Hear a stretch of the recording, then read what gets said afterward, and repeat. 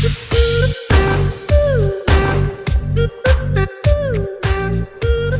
Student, आज हम शुरू करने जा रहे हैं एक नया चैप्टर लॉज ऑफ मोशन। ये काइनेमेटिक्स के बाद ये चैप्टर आता है लॉज ऑफ मोशन, जिसमें हमें बेसिकली क्या पढ़ना है कि मोशन आने का रीजन क्या है, मोशन क्यों आता है। तो मोशन क्यों आता है, जब हम किसी बॉडी पर फोर्स लगाते हैं तो वहाँ से एक्सेलरेशन आता है और एक्सेलरेशन से मोशन आता है।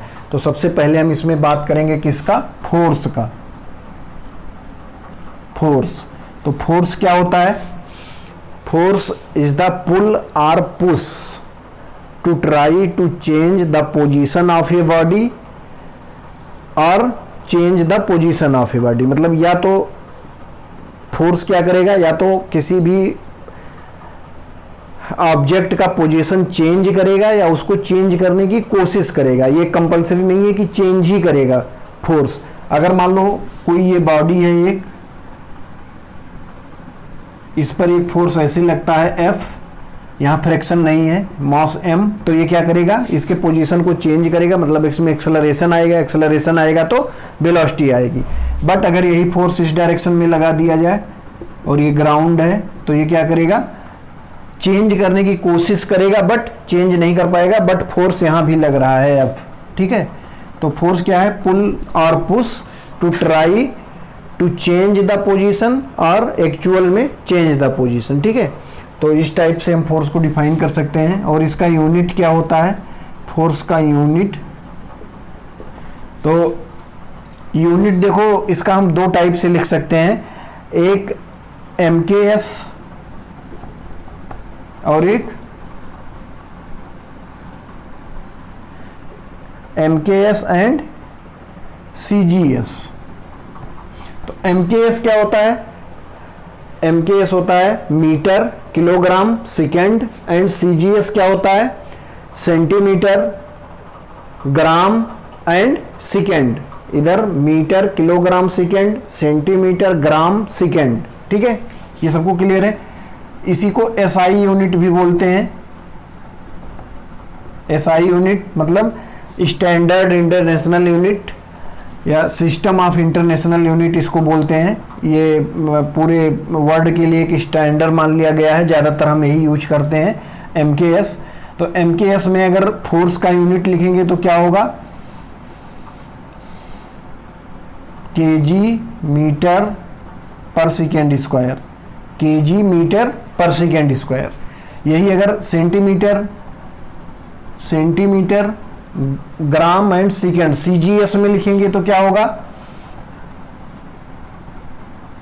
kg की जगह आ जाएगा ग्राम, मीटर की जगह सेंटीमीटर एंड पर सेकेंड स्क्वायर। तो ये हो गया ग्राम सेंटीमीटर पर सेकेंड स्क्वायर। ये सेंटीमीटर है CM, ग्राम सेंटीमीटर पर सेकेंड स्क्वायर। इसी को क्या बोलते हैं, न्यूटन।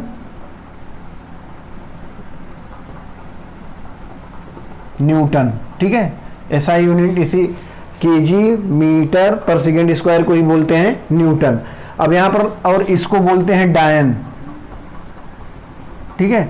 अब यहां पर देखो तुम लोगों ने पढ़ा होगा 1 न्यूटन इक्वल टू 10⁵ डायन। बट इसको याद ना रखिए, उसको समझ के ऐसे करिए कि अगर मान लो मास जो है वो है 1 kg एंड एक्सेलरेशन जो इसका है, एक्सेलरेशन यहाँ F बराबर ma का हम यूज कर रहे हैं अभी, F बराबर ma, मास एंड एक्सेलरेशन। तो एक्सेलरेशन जो है वो है 1 मीटर पर सेकेंड स्क्वायर। तो इन दोनों को अगर लिखेंगे, मास kg की जगह 1 मीटर 1 पर सेकेंड स्क्वायर, तो यहाँ पर सेकेंड भी हम 1 ले रहे हैं, मतलब 1 मीटर पर सेकेंड। तो ये हो गया 1 का स्क्वायर। तो ये सब अगर 1 × 1 डिवाइडेड बाई 1 का स्क्वायर करेंगे तो क्या आ गया, 1 न्यूटन। तो यहाँ से आ गया 1 न्यूटन इक्वल टू, डायन में लिखना है तो यहाँ मास 1 kg का क्या हो जाएगा, 1000 ग्राम एंड एक्सेलरेशन अगर 1 मीटर पर सेकेंड स्क्वायर है तो इसको लिख सकते हैं 100 सेंटीमीटर पर सेकेंड स्क्वायर, 100 सेंटीमीटर पर सेकेंड स्क्वायर।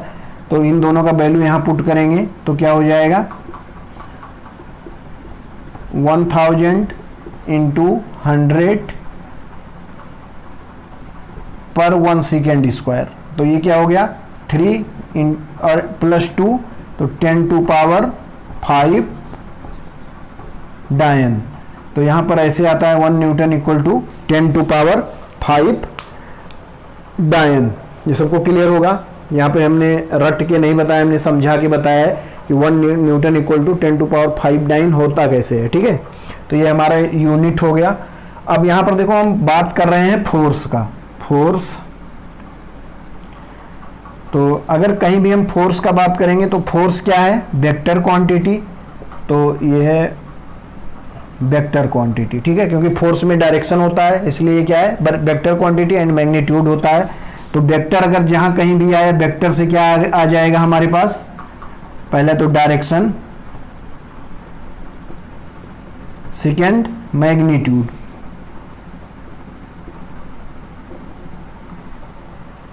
ठीक है, वेक्टर से क्या आ गया डायरेक्शन एंड मैग्नीट्यूड।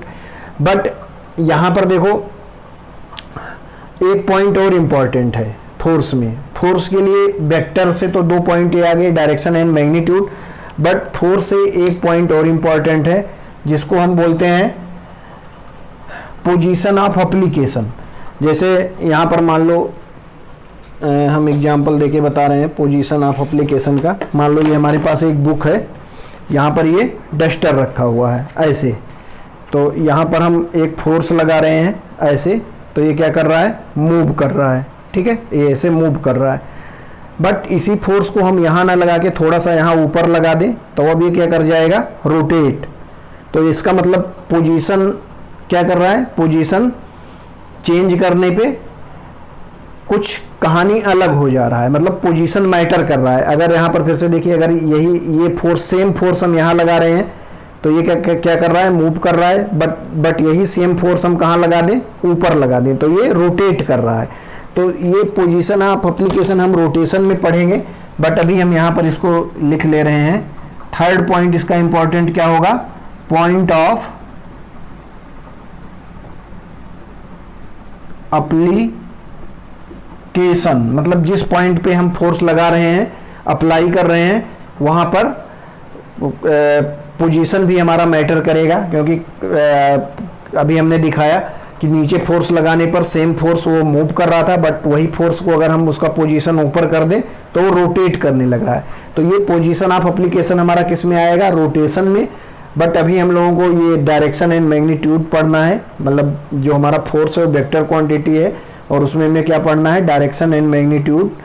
और पॉइंट ऑफ एप्लीकेशन ये भी फोर्स में मैटर करेगा, बट इसको हमें कब पढ़ना है, जब हम इसको रोटेशन में पढ़ेंगे। तो जैसे देखिए ये पॉइंट ये हमारे पास है, ये फोर्स क्या करेगा इसको मूव कराएगा, बस ये फोर्स क्या करेगा इसको मूव नहीं कराएगा, ट्राई करेगा बट मूव नहीं करा पाएगा। तो ये पोजीशन ऑफ एप्लीकेशन का ये भी एग्जांपल है।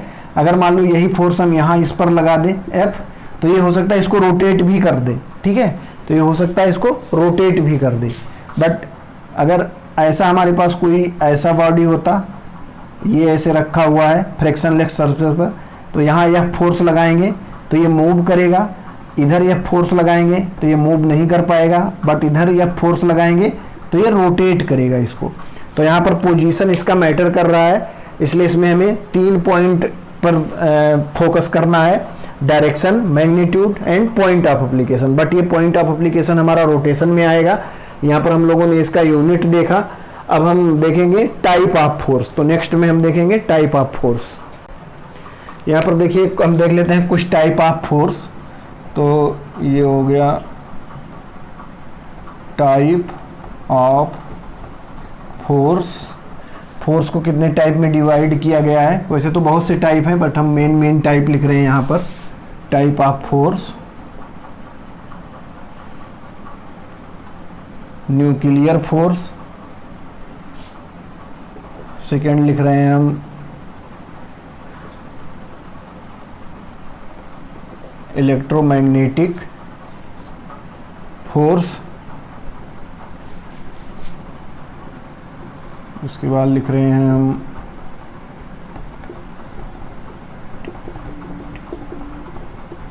ग्रेविटेशनल फोर्स, ठीक है, gravitational force, then contact force.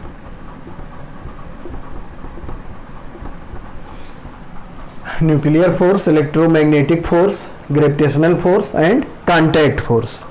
अब इस कांटेक्ट फोर्स को डिवाइड किया गया है। इसमें देखिए जो लॉ ऑफ मोशन में पढ़ना है हमें, वो हमें ना तो न्यूक्लियर फोर्स पढ़ना है, ना इलेक्ट्रोमैग्नेटिक फोर्स पढ़ना है, ना ग्रेविटेशनल फोर्स पढ़ना है। इसके लिए अलग एक टॉपिक ही है पूरा 12th में, इलेक्ट्रोमैग्नेटिज्म, ठीक है, उसमें इसको पढ़ेंगे। ग्रेविटेशनल फोर्स के लिए भी अलग से टॉपिक है, ठीक है, ग्रेविटेशन एंड न्यूक्लियर फोर्स हम पढ़ेंगे मॉडर्न फिजिक्स में। तो यहाँ पर ये सब जो फोर्स है, इलेक्ट्रोमैग्नेटिक, ग्रेविटेशनल फोर्स, ये सब फोर्स लगते हैं बट हमें दिखाई नहीं देते। जैसे इलेक्ट्रोमैग्नेटिक फोर्स, इलेक्ट्रोस्टैटिक फोर्स, दो चार्ज के बीच में लगेगा बट हमें दिखाई नहीं देगा, उनके बीच में कुछ दिखाई नहीं देगा। ये फील्ड के ड्यू टू फील्ड लगते हैं, फील्ड के कारण। जैसे ग्रेविटेशनल फोर्स, जैसे अगर यहाँ पर ये पेन हम यहाँ पर ड्रॉप कर दें तो ये नीचे चला जाएगा, मतलब इस पर ग्रेविटेशनल फोर्स लग रहा है बट वो हमें दिखाई नहीं दे रहा है। मतलब यहाँ पर एक ग्रेविटेशनल फील्ड है, जो फील्ड इसको अपनी तरफ खींच रही है, ठीक है, बट वो हमें दिखाई नहीं दे रहा है। बट कांटेक्ट फोर्स दिखाई देता है और इसमें हमें यही पढ़ना है। इसको फर्दर 3 पार्ट में डिवाइड किया गया है। First, normal reaction,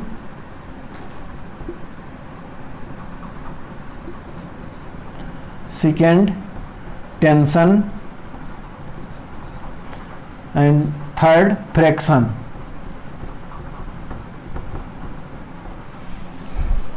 contact force हमें इसमें पढ़ना है, जो कांटेक्ट फोर्स दिखाई देता है, बट इसमें हमें केवल normal reaction, tension and fraction ये सब हम पढ़ेंगे।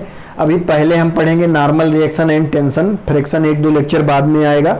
अभी हमें नॉर्मल रिएक्शन एंड टेंशन देखना है, ठीक है। तो ये हमारा हो गया फोर्स को कैसे कैसे डिवाइड किया गया है। अच्छा, इन तीनों फोर्स की अगर हम बात करें, ये जो दिखाई नहीं देने वाले फोर्स हैं, इसमें सबसे स्ट्रांग न्यूक्लियर फोर्स होता है, फिर इलेक्ट्रोमैग्नेटिज्म होता है और सबसे वीक ग्रेविटेशनल फोर्स होता है। कांटेक्ट फोर्स को हम इसकी कैटेगरी में नहीं रखते हैं, वो तो अपने आप मतलब कितना फोर्स हम लगा रहे हैं उसके ऊपर डिपेंड करता है। तो यहाँ पर अगर लिखना हो तो force of nuclear force greater than electromagnetic force greater than gravitational force, ये रिलेशन होता है। सबसे बड़ा कौन सा होता है? Nuclear force, then electromagnetic, then सबसे छोटा ग्रेविटेशनल फोर्स। तो ये भी कभी कभी पूछा गया है। और फोर्स को मेन इतने पार्ट में डिवाइड किया गया है, जिसमें कांटेक्ट फोर्स में पढ़ना है। और कांटेक्ट फोर्स में हमारे पास क्या पढ़ना है? Normal reaction, tension and fraction. तो यहाँ पर देखिए नॉर्मल रिएक्शन क्या होता है। नॉर्मल रिएक्शन, नॉर्मल रिएक्शन का जब हम बात करते हैं तो नॉर्मल रिएक्शन क्या होता है, जैसे मान लो एक बॉडी यहाँ पर ऐसे रखा हुआ है, तो ये कांटेक्ट सरफेस हो गया। एक कांटेक्ट सरफेस, इस पर एक फोर्स लगाएगा जो ऑलवेज इस कांटेक्ट सरफेस के परपेंडिकुलर होगा। तो इस कांटेक्ट सरफेस के परपेंडिकुलर एक फोर्स लगेगा जिसको नॉर्मल रिएक्शन बोलते हैं और एन से रिप्रेजेंट करते हैं, ठीक है। तो यहाँ पर नॉर्मल रिएक्शन ऊपर लगा और इस बॉडी पर मान लेते हैं हम एक फोर्स mg नीचे लगा, ठीक है। तो यहाँ पर नॉर्मल रिएक्शन इक्वल टू, अगर नॉर्मल रिएक्शन एक तो परपेंडिकुलर टू द सरफेस होगा, इस सरफेस के परपेंडिकुलर होगा, और नॉर्मल रिएक्शन इक्वल टू क्या होगा? mg। Normal reaction equal to mg होगा तो ये बॉडी कहीं भी मूव नहीं करेगा, दोनों फोर्स इक्वल हैं तो ये बॉडी रेस्ट में रहेगा। बट अगर normal reaction greater than mg हो जाए तो क्या हो जाएगा? ये बॉडी ऊपर को मूव करने लगेगा।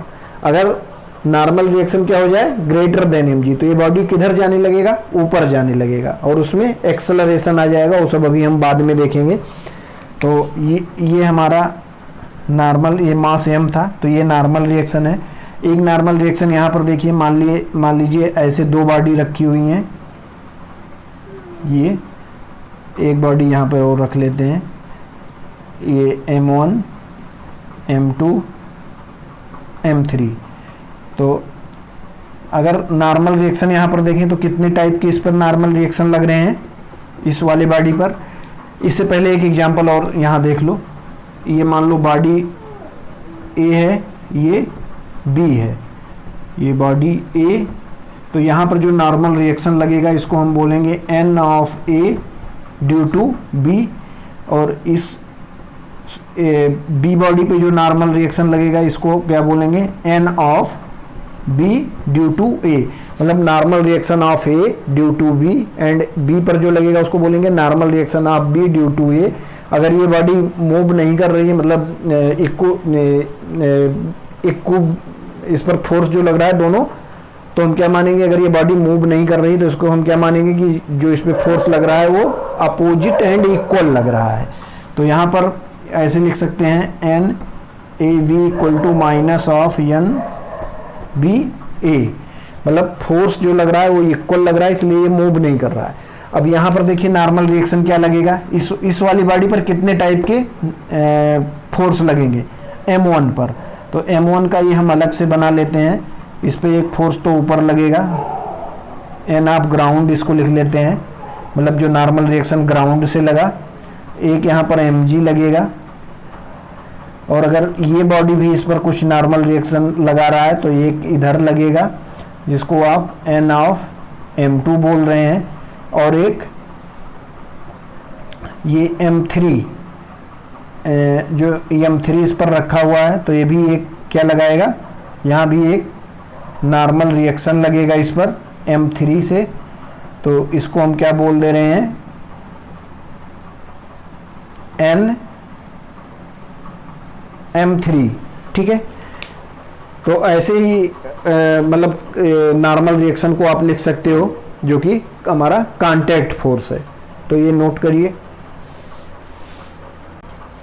यहाँ पर अब हम डिस्कस करने जा रहे हैं न्यूटन्स लॉ ऑफ मोशन।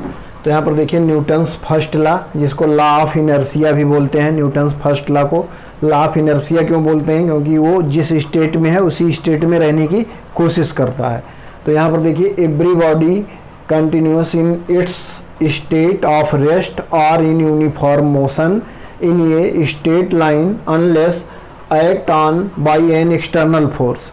ये क्या बोल रहा है कि मतलब अगर कोई बॉडी रेस्ट में है तो वो रेस्ट में ही रहेगी जब तक उस पर एक एक्सटर्नल फोर्स नहीं लग रहा है, या कोई बॉडी अगर मोशन में है तो वो मोशन में ही रहेगा अगर जब तक उस पर कोई एक्सटर्नल फोर्स नहीं लग रहा है। तो यहाँ पर मान लीजिए ये हमारे पास एक बॉडी था और ये किस में था, रेस्ट में, ठीक है। तो ये रेस्ट में ही रहेगा जब तक इस पर कोई फोर्स नहीं लग रहा है। अभी इस पर फोर्स क्या लग रहा है, एफ नेट इक्वल टू 0, तो ये क्या रहेगा, रेस्ट में ही रहेगा, ऑलवेज इन रेस्ट, ठीक है। और अगर इसी बॉडी को हम क्या कर दें, ये बी वेलोसिटी से मूव कर रहा है और इस पर एफ नेट क्या है, 0, तो ये बी वेलोसिटी से मूव करता ही रहेगा, ठीक है। तो यहाँ पर लिख सकते हैं हम it will at rest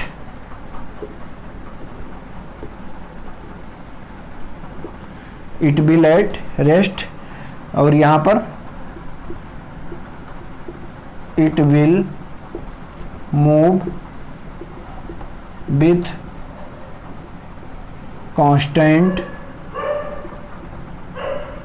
velocity या स्पीड, कुछ भी लिख लो, कांस्टेंट स्पीड बी, ठीक है। बी से मूव कर रहा है तो बी से ही मूव करता रहेगा अगर इस पर एफ नेट 0 है।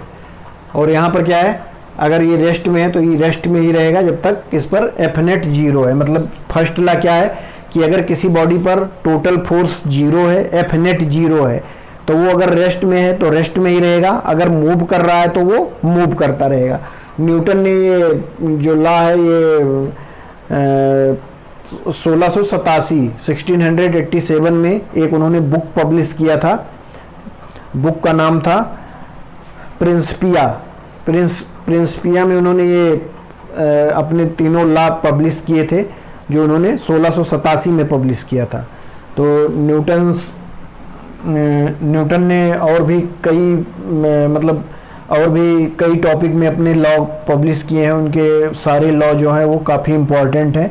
तो यहाँ हमारे पास 3 लॉ हैं न्यूटन्स के जो काफ़ी इम्पोर्टेंट हैं। पहला, ये दूसरा। तो सेकेंड लॉ क्या है, law of Newton second law, इसको बोलते हैं लॉ ऑफ मोमेंटम, जो है the rate of change of momentum of a body it directly proportional to the force applied to it and the direction of momentum is the same as the direction of force.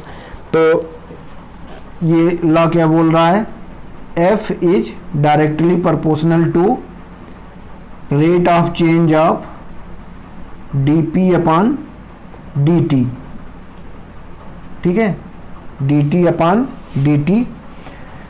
तो यहाँ पर दोनों का direction क्या होगा, same.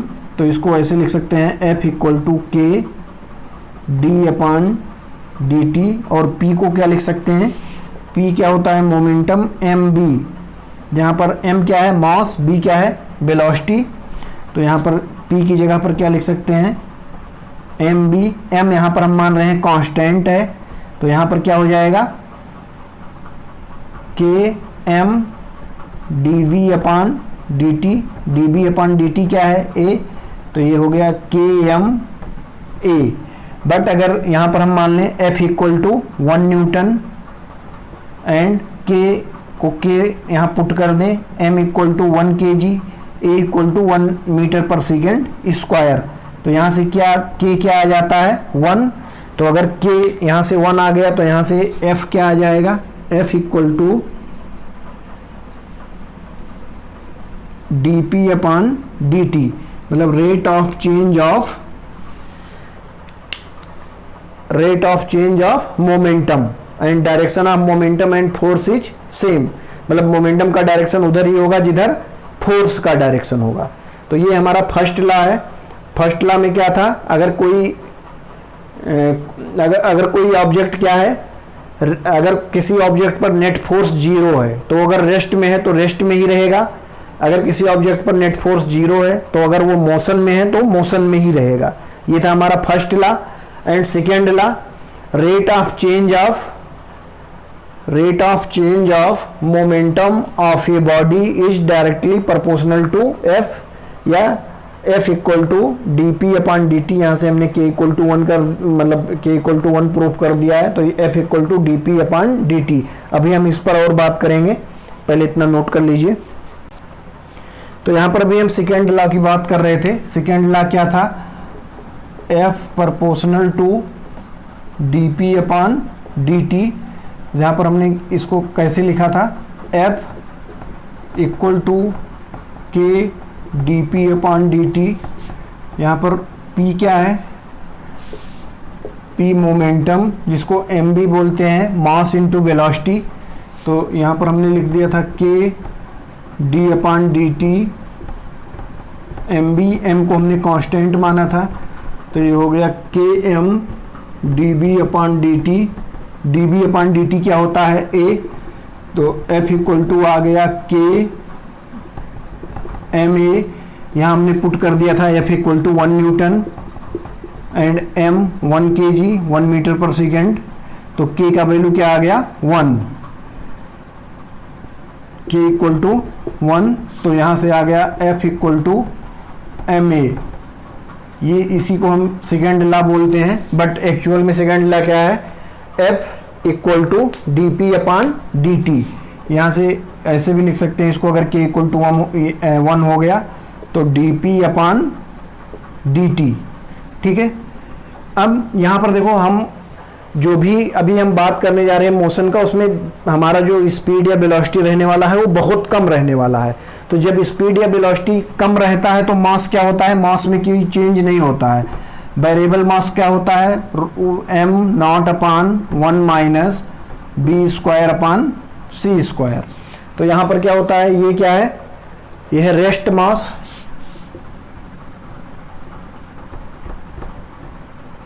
Rest mass. सी क्या है, velocity of light. We क्या है, वेलोसिटी ऑफ मास। तो इसके अकॉर्डिंग मास भी चेंज हो सकता है जब हम लाइट की वेलोसिटी के रिस्पेक्ट में वेलोसिटी हो, मतलब उसके कंपेरेबल हो किसके, लाइट के वेलोसिटी के। बट उतने वेलोसिटी की हम यहाँ बात नहीं कर रहे हैं, तो यहाँ पर मास हमारा क्या है, कांस्टेंट।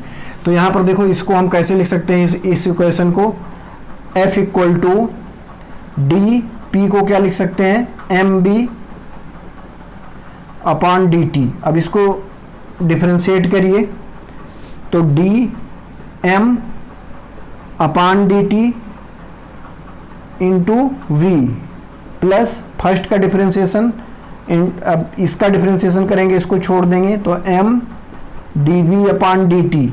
अब यहाँ पर हम क्या मान रहे हैं कि हमारा वेलोसिटी कम है तो मास कांस्टेंट है, तो अगर कांस्टेंट का डिफरेंशिएशन करेंगे तो क्या हो जाएगा 0। तो यहाँ से क्या आ गया F equal to m d v upon d t को क्या लिखेंगे A, तो यहाँ से आ गया F equal to m a, जिसको हम सेकेंड लॉ बोलते हैं, जबकि एक्चुअल में सेकेंड लॉ क्या है F equal to d p upon d t, rate of change of momentum. ठीक है, अब यहाँ से देखो सेकेंड लॉ से ही हम क्या प्रूफ कर सकते हैं, फर्स्ट लॉ को भी प्रूफ कर सकते हैं। कैसे प्रूफ कर सकते हैं, इस वाले इक्वेशन से देखो F equal to d p upon d t, तो F अगर हम मान लें 0 है, F 0 है तो इसका मतलब d p upon d t 0 है, तो इसका मतलब d upon d t m v equal to 0। ठीक है, अब m अगर कांस्टेंट मान लें, इस वाले लॉजिक से या इस वाले लॉजिक से m को कांस्टेंट मान लिया तो m बाहर आ गया, तो हो गया d v upon d t equal to 0। तो m मास है, कांस्टेंट है, तो ये तो 0 हो नहीं सकता। 0 कौन सा होगा, d v upon d t.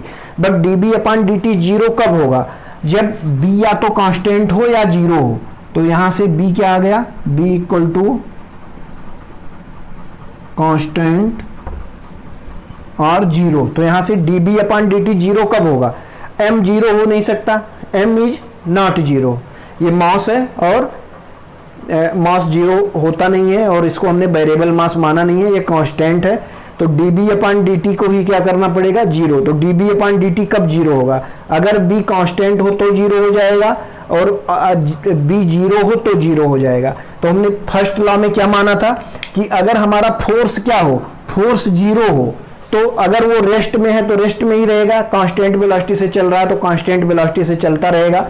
तो सेकेंड लॉ की हेल्प से देखो फर्स्ट लॉ को भी हमने यहाँ पर प्रूफ कर दिया है, फर्स्ट लॉ प्रूफ हो गया है यहाँ पर न्यूटन का, और इसकी हेल्प से हम थर्ड लॉ को भी प्रूफ कर सकते हैं। तो अभी हम पहले थर्ड लॉ पढ़ेंगे, उसके बाद ये वाला जो हमारे पास इक्वेशन है ये बहुत काम का इक्वेशन है, इससे सेकेंड लॉ तो आता ही आता है, सेकेंड लॉ इससे आता ही आता है, फर्स्ट लॉ भी इससे प्रूफ कर सकते हैं और थर्ड लॉ भी प्रूफ कर सकते हैं। तो यहाँ पर देखो हमने F इक्वल टू 0 कर दिया, तो d p upon d t मतलब मोमेंटम 0 हो गया, मोमेंटम 0 हो गया तो m d v equal to 0।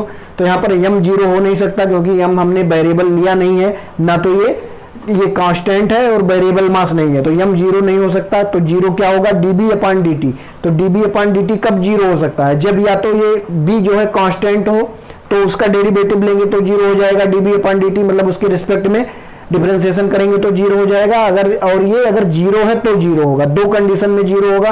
तो फर्स्ट लॉ हमारा यही था कि अगर F 0 हो किसी बॉडी पर तो वो अगर कांस्टेंट वेलोसिटी से चल रहा है तो कांस्टेंट चलता रहेगा, या अगर 0 वेलोसिटी में है तो 0 पर रहेगा। तो यहां से प्रूफ हो रहा है। यहाँ पर हम न्यूटन्स थर्ड लॉ देख रहे हैं, इसको law of action and reaction भी बोलते हैं। तो न्यूटन्स थर्ड लॉ है, for every body action there is an equal and opposite reaction, मतलब एक्शन रिएक्शन जिसको हम बोलते हैं थर्ड लॉ। तो थर्ड लॉ भी हम सेकेंड लॉ की हेल्प से प्रूफ कर सकते हैं, जो हमारा F इक्वल टू क्या था, D p upon d t. तो यहाँ P को हम मान ले रहे हैं कि ये कई पार्ट में डिवाइडेड है, तो ये हो गया P1 प्लस P2, तो यहाँ से हो गया d p one upon d T plus D p two अपान डी टी। ठीक है, अब यहाँ पर हम मान रहे हैं कि इन जो बॉडी पे जो नेट फोर्स लग रहा है वो 0 है, तो नेट फोर्स यहाँ पर 0 कर दिया, तो ये हो गया d p one upon d t equal to minus of d p two upon ये क्या हो गया F1 equal to minus of F2। मतलब फोर्स क्या हो गया, अगर किसी बॉडी पर नेट फोर्स 0 है तो जो फोर्स लगेगा वो उस बॉडी पर, अगर दो फोर्स मान रहे हैं कि हम दो फोर्स लग रहे हैं तो वो इक्वल एंड अपोजिट डायरेक्शन में लगेंगे। इसका एग्जांपल देखिए, जैसे यहाँ पर मान लो कोई बॉडी रखा हुआ है, अब इस पर नेट फोर्स क्या है 0, तभी ये रुका हुआ है नेट फोर्स, तो ऊपर को क्या लगेगा ये मान लो ए है, ये बॉडी बी है, तो ऊपर लगेगा normal reaction of A due to B, नीचे क्या लगेगा normal reaction of B due to A. अगर ये दोनों इक्वल हैं तभी ये बैलेंस पोजीशन पर होगा, इक्विलिब्रियम पोजीशन पे होगा। तो यहाँ पर क्या बोलेंगे, इसको दोनों को ऐड करके जीरो कर दो, दोनों फोर्स को ऐड करके जीरो कर दो। N A B plus N B A equal to zero, तो N A B equal to minus of N B A, मतलब equal and opposite reaction. Equal and opposite reaction होगा तभी वो equilibrium में होंगे, ठीक है। अगर इक्वल एंड अपोजिट नहीं होगा तो वो इक्विलिब्रियम में नहीं होंगे। अगर यहाँ पर अगर हम जैसे यहाँ पर कोई बॉडी रखा हुआ है, ठीक है, अगर इस पर हम यहाँ पर फोर्स बढ़ा दें, इस पर मान लो हमने 10 न्यूटन फोर्स और एक्स्ट्रा लगा दिया, 10 न्यूटन का फोर्स, तो अपने आप जो नॉर्मल रिएक्शन है वो कितना हो जाएगा। पहले अगर मान लो एन ए बी था तो अब क्या हो जाएगा, एन ए बी प्लस 10 हो जाएगा, वो अपने आप अपना वैल्यू चेंज कर लेगा, ठीक है। अगर हम इस पर इसे अपोजिट डायरेक्शन में लगा दें, अगर यहाँ पर हम अपोजिट डायरेक्शन में लगा दें 10 न्यूटन, तो अब नॉर्मल रिएक्शन क्या हो जाएगा, जो पहले था उससे minus N A B minus 10 हो जाएगा नॉर्मल रिएक्शन। और ये अगर बॉडी एम है तो एम जी से अगर इसमें हम ज़्यादा फोर्स ऊपर को लगा दें तो ये बॉडी ऊपर को मूव करने लगेगा, तब दोनों अलग अलग हो जाएंगे, नॉर्मल रिएक्शन और फोर्स अलग अलग हो जाएगा, तब बॉडी मूव करने लगेगा, ठीक है। तो इसको एक्शन रिएक्शन पेयर भी बोलते हैं। और ये हमारा है न्यूटन्स थर्ड लॉ, तो इसको नोट करिए, फिर और हम लोग आगे डिस्कस करते हैं। यहाँ पर देखिए हम नॉर्मल रिएक्शन का बात कर रहे हैं, तो नॉर्मल रिएक्शन क्या होता है, normal reaction is always perpendicular to contact surface. ये हमेशा क्या होगा, कॉन्टैक्ट सरफेस के परपेंडिकुलर होगा। तो जैसे मान लो ये हमारे पास यहाँ पर ये कॉन्टैक्ट सरफेस है, यहाँ पर नॉर्मल रिएक्शन बनाना है तो इसके परपेंडिकुलर होगा ये। ऐसे ही मान लो अगर ये हमारे पास इंक्लाइंड प्लेन है, ये ऐसे एक बॉडी रखा हुआ है, तो इसका नॉर्मल रिएक्शन कहाँ पर होगा, इस सरफेस के परपेंडिकुलर। तो यहाँ पर नॉर्मल रिएक्शन ऐसे लगेगा, ठीक है। एंड दूसरा क्या लिखा हुआ है, in such a way that is try to compress the body, मतलब ये बॉडी को कंप्रेस करना चाहेगा, इस टाइप से एक्ट करेगा। तो यहाँ पर नॉर्मल रिएक्शन ऐसे हो गया, मान लो हमारे पास दो बॉडी रखी हुई हैं ऐसे,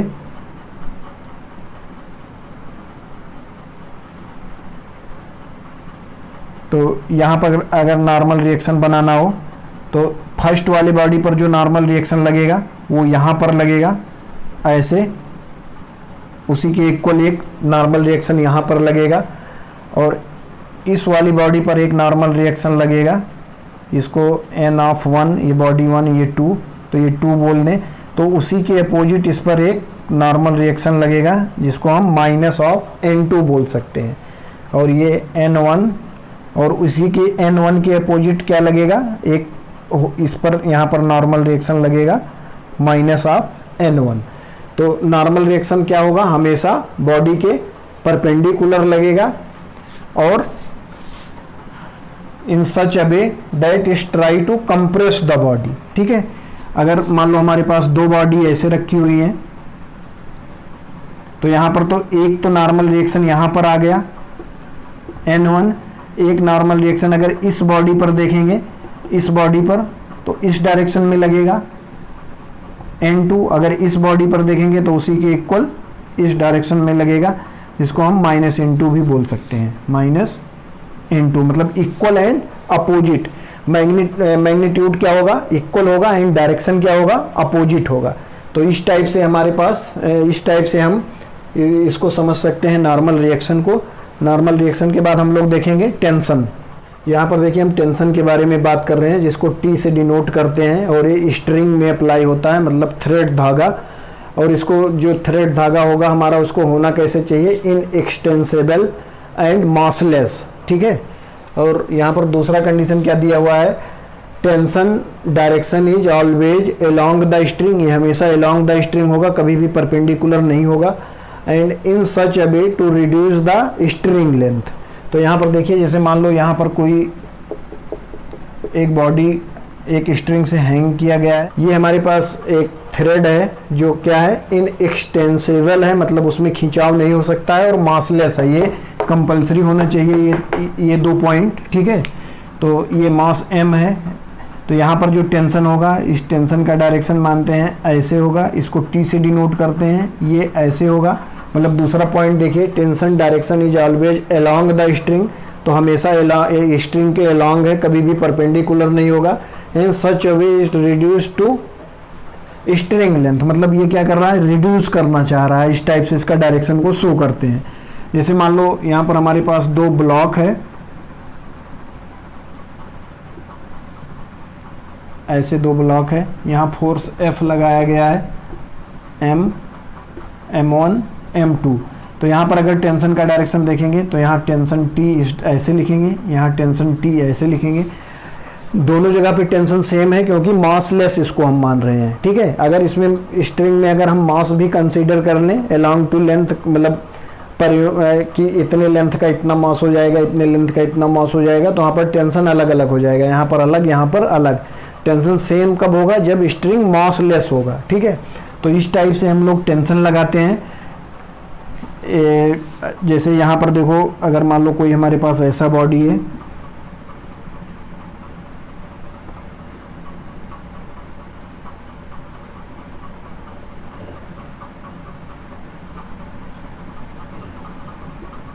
M1 M2, तो यहाँ पर अगर टेंशन देखेंगे तो टेंशन का डायरेक्शन ये आएगा, यहाँ पर टेंशन ऐसे लिखेंगे, टेंशन इस पॉइंट पर टेंशन ऐसे लिखेंगे, इस पॉइंट पर ऐसे लिखेंगे। लेकिन ये सब अगर ये मासलेस है तो हर एक पॉइंट पे हम क्या मानेंगे, टेंशन सेम है। बट अगर स्ट्रिंग में क्या होता, मास होता, तो हर एक पॉइंट पर टेंशन अलग अलग हो जाता।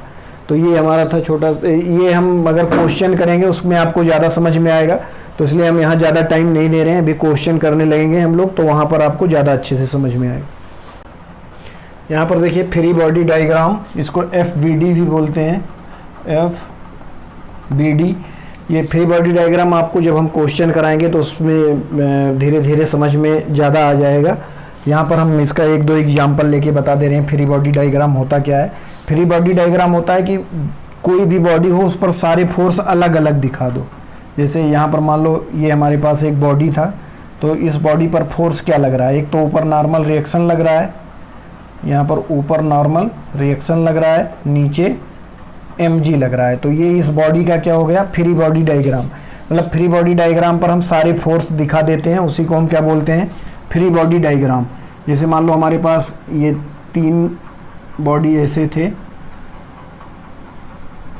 और एक इस पर छोटा सा एक बॉडी और रखा हुआ है, ये M1 M2 M3। तो अगर M2 पर देखा जाए, M2 का फ्री बॉडी डायग्राम बनाना हो तो M2 का फ्री बॉडी डायग्राम कैसे बनेगा, यहाँ बना रहे हैं हम। M2 पर देखो एक फोर्स तो नीचे लग रहा है mg, ठीक है, एक फोर्स M3 लगा रहा है, तो इस फोर्स को क्या लिख लेंगे, M3g। एक इसका नॉर्मल रिएक्शन लग रहा है, तो ये नॉर्मल रिएक्शन ऑफ ग्राउंड। एक M3 का नॉर्मल, जो ये फोर्स नीचे लगा रहा है उसका एक नॉर्मल रिएक्शन लग रहा होगा, तो उसको क्या बोल देंगे, N3। और एक इसका नॉर्मल रिएक्शन लग रहा होगा इस बॉडी का, जिसको हम बोल दे रहे हैं N1। तो इस टाइप से इसमें जितने भी फोर्स हमें दिखाई दे रहे हैं सारे फोर्स को हमने नोट कर लिया। N3 इस पर नहीं लिखेंगे, इसको हमने इसका फोर्स इस पर लिख लिया है। तो ये N3 इस वाली बॉडी का अगर फ्री डायग्राम बनाएंगे तो N3g जो लिखे हैं हम, ये इसका इस पर नॉर्मल रिएक्शन आएगा। मान लो इस पर M3 पर अगर हम फ्री बॉडी डायग्राम बनाएं तो इस पर क्या क्या लगेगा, एक तो इसके इक्वल एक नॉर्मल रिएक्शन लगेगा, जो किसके इक्वल होगा, नॉर्मल रिएक्शन इसका होगा जो NM3g के इक्वल होगा, और एक इस पर फोर्स लगेगा M3g। तो इस टाइप से इस पर 2 फोर्स लग रहे हैं, एक इसका नॉर्मल रिएक्शन, एक इसका अपना वेट। ऐसे ही अगर इस पर बनाना हो फ्री बॉडी डायग्राम थर्ड वाले पे, तो इसका फ्री बॉडी डायग्राम कैसे बनेगा, इस पर सारे फोर्स लिख लो, एक तो M1g नीचे, एक इसका नॉर्मल रिएक्शन N1, और ये वाला जो नॉर्मल रिएक्शन आया था इसका नॉर्मल रिएक्शन इस डायरेक्शन में, तो इसको N1 ना लिख के हम केवल N लिख ले रहे हैं, इसका इस डायरेक्शन में N1। तो इस पर 3 फोर्स लग रहे हैं, मतलब जितने कॉन्टैक्ट सरफेस होंगे उतना फोर्स आएगा, जितने कॉन्टैक्ट सरफेस होंगे उतने उस कॉन्टैक्ट सरफेस के अलॉन्ग फोर्स, प्लस एक फोर्स हमें जो नहीं दिखेगा वो आएगा mg, जो ग्रेविटेशनल फोर्स लगाएगा। ठीक है, तो इस टाइप से हम फ्री बॉडी डायग्राम बना सकते हैं। ये हम अभी क्वेश्चन से देखेंगे, क्वेश्चन में हमें और अच्छे से समझ में आएगा।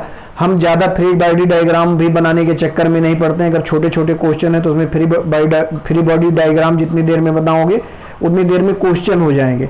तो फ्री बॉडी डायग्राम जहां आपको ज़रूरत ज़्यादा महसूस होगा वहीं पर केवल बनाएं, अननेसेसरी फ्री बॉडी डायग्राम बना के समय खराब ना करें। तो यहाँ पर हम लोगों ने आज थ्योरेटिकल पार्ट ज़्यादा कवर किया है, जिसमें न्यूटन्स लॉ हमने कवर किया, Newton's first law, second law, third law, and उसके बाद normal reaction, force, tension force and free body diagram. तो आज हम क्वेश्चन नहीं ले रहे हैं, आज हम लोगों ने केवल थ्योरेटिकल पार्ट देखा है। नेक्स्ट टर्न पे हम लोग केवल क्वेश्चन करेंगे। तो क्वेश्चन जो हम लोग लेंगे उससे आप लोगों को सारे पॉइंट ज़्यादा अच्छे से क्लियर हो जाएंगे। थ्योरेटिकल पार्ट में हमने थोड़ा सा उसका ओवरव्यू दिया है, हिंट दिया है, बट आपको जो रियलिटी में क्लियर होगा वो क्वेश्चन से होगा, जो कि हम लोग नेक्स्ट टर्न पे करने वाले हैं। उससे आप लोगों को एक एक पॉइंट एकदम क्रिस्टल क्लियर हो जाएगा। तो अगर आप लोगों को ये लेक्चर बेनिफिशियल लगता है तो आप इसको लाइक करिए, शेयर करिए, सब्सक्राइब करिए और बेल आइकन को प्रेस करिए, जिससे आपको नोटिफिकेशन मिलता रहे। अगर आपके पास कोई क्वेश्चन है तो आप उसको कमेंट बॉक्स में लिख सकते हैं, हम उसका आंसर करने की कोशिश करेंगे। Thank you.